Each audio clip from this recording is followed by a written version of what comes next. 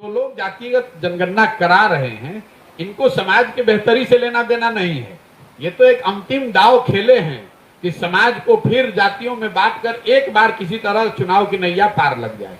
भाई, जातिगत जनगणना पहले तो आप 18 साल से सत्ता में हैं, आज क्यों जातिगत जनगणना करा रहे? 18 साल से आपको याद नहीं आ रहा था? दूसरी बात, अगर जातिगत जनगणना आप करा रहे, जनगणना आपके विषय का, राज्य सरकार का विषय ही नहीं है।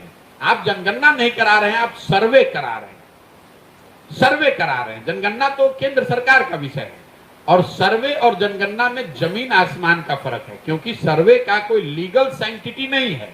इस बात को कभी सरकार ने स्पष्टता से नहीं बताया कि सर्वे का जो रिजल्ट आएगा उसकी मान्यता क्या होगी। उसकी मान्यता तो कुछ है नहीं, कुछ जानकारी। तो सर्वे तो राज्य सरकार कभी भी करा सकती है।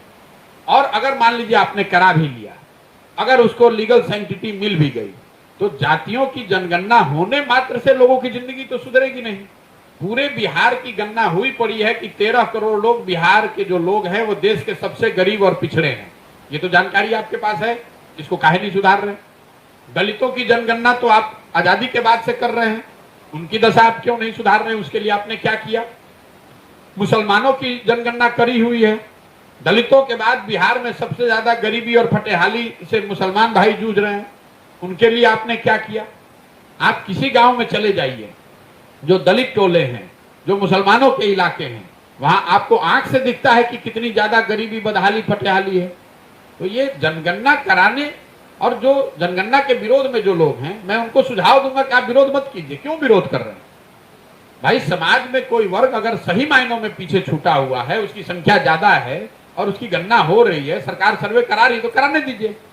ये तो सरकार आपको उलझा रही है कि आप लग जाइए, आधे लोग लग जाए जनगणना के पक्ष में, आधे लोग लग जाए जनगणना के विरोध में। कोई इसकी चर्चा ही न करे कि बिहार में पढ़ाई हो रहा है कि नहीं, कि रोजगार हो रहा है कि नहीं। सब जाति में फिर आग लगा के अपना एक बार रोटी सेक के एक बार फिर मुख्यमंत्री बन जाए।